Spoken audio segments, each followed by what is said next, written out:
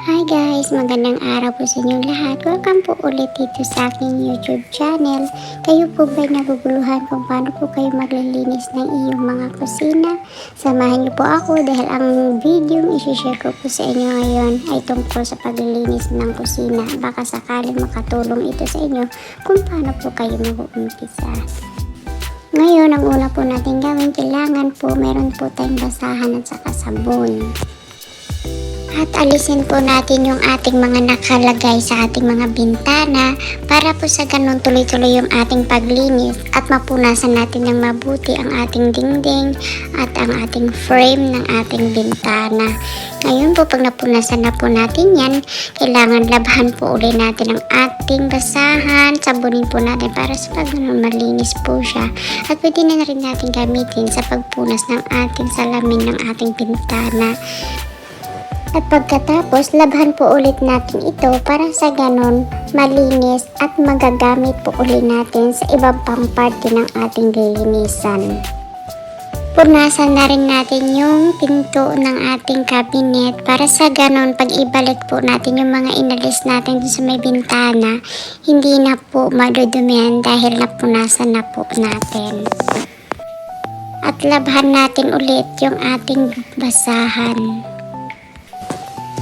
At punasan ulit natin ang ating bintana para sa ganoon maibalik na rin natin ang ating mga inalis na mga nakapatong sa ating bintana. Para sa ganoon maayos, malinis at hindi ka na paulit-ulit sa ginagawa mo. Kung baga nakikita mo agad kung ano yung mga nagawa mo na at hindi pa. At save na rin sa time mo. Ayan, nalinis na po natin ang ating bintana at naibalik na rin po natin yung ating mga inalis kanina.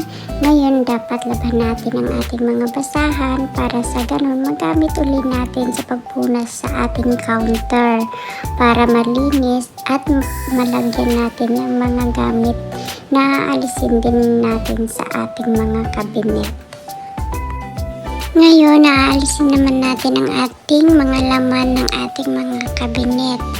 So, kaya maghahanda po tayo ng basahan na basa uli at saka isang basahan na tuyo.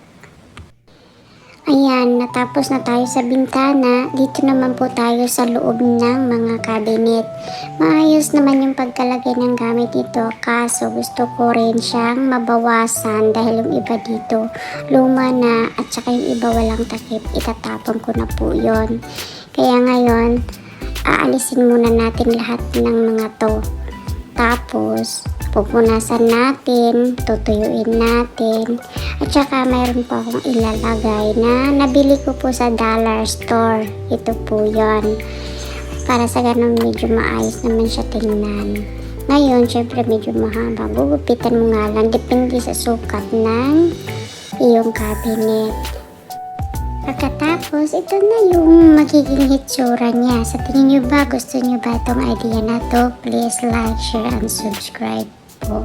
Para sa ganun update pa po kayo sa mga mai-share ko dito.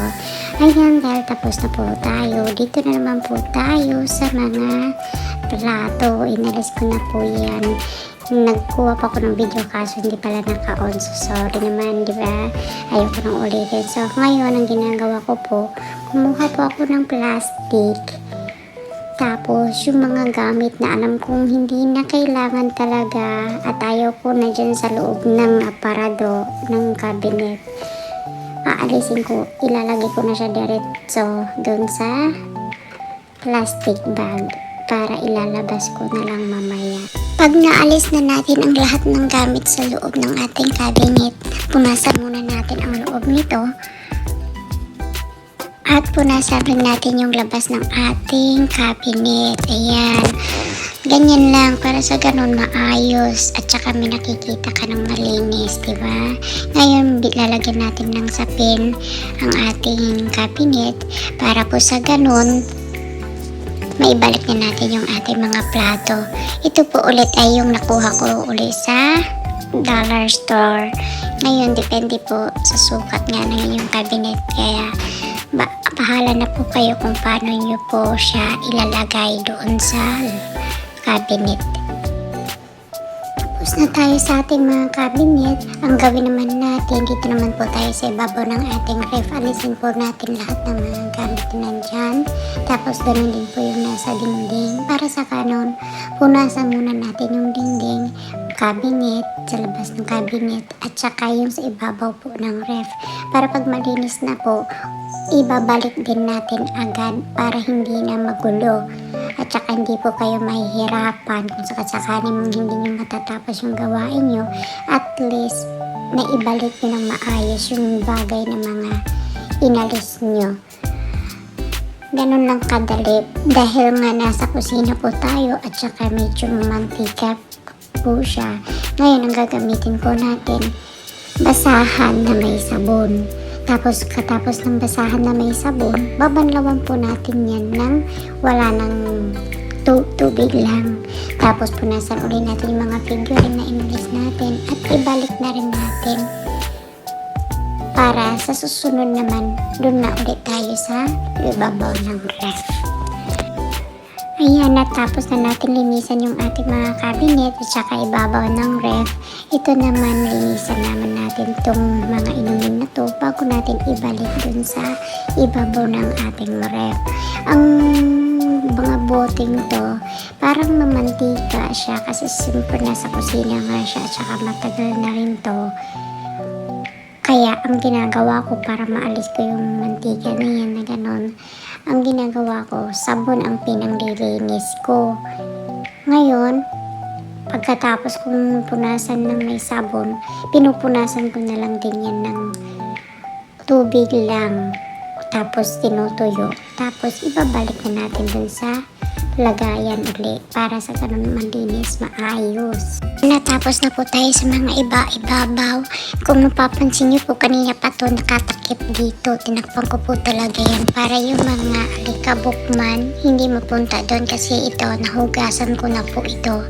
Ang gagawin ko na lang dito, pupunasan ko at ilalagay kung saan siya dapat ilagay. Ayan, sa wakas, tapos na naman tayo sa ating cabinet. Ngayon, laban naman po uli natin ang ating mga basahang ginamit para sa ganoon magamit din po natin sa susunod nating gagawin. Ayan, punasan muna natin ang ating counter. Katapos po, pag punasan na po natin ang ating counter, iurong po natin ang mga gamit na nasa ibabaw para sa ganun mapunasan din yung nasa ilalim. Ngayon, linis naman po tayo ng ating lababo dahil tapos na po tayo sa mga ibabaw. At saka gamitin na lang din natin itong pangkuskus natin sa plato. Ilinis na lang po natin dito sa ating lababo para magpalit po tayo ng bago. At saka ayaw ko na maglagay dito po sa babasagin na to kasi pag hindi, minsan hindi nakakatulog po yung ating sponge po. Kaya ganyan na lang. Linisan muna natin kung ano yung mga nandito. Tapos, pati lababo po nasa hugasan na rin po natin ng may sabon. Ganun lang.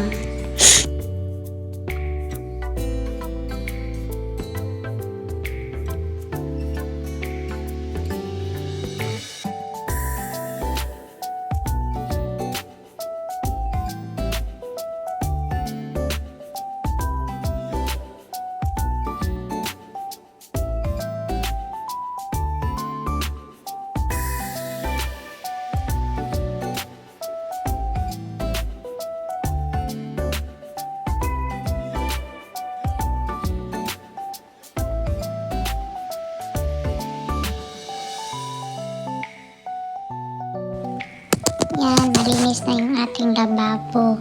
Ngayon, punasan ulit natin ang ating ibabaw ng ating counter para sa ganun po, maayos na. Tapos na tayo. Ganun lang kadali. Diba? Tapos na agad. Ayan, sa wakas, natapos na rin tayo. Magbabacuum na lang tayo kasi kung makikita na dami lumilipad-lipad na ipron po kasi kami pusa. Kaya hindi po ako nagwawalis. Babacuumin ko lang para sisip-sipin lang siya. Kaya nakamas din ako kasi nag-allergic po kasi ako sa pusa. Yun, pag nalinisan na natin na i-vacuum na po natin, i-map din natin to. Tapos wala na, ganun lang. Sana nagustuhan nyo yung video i-share ko sa inyo at nakatulong din to sa inyo kung paano kayo mag-uumpisa maglinis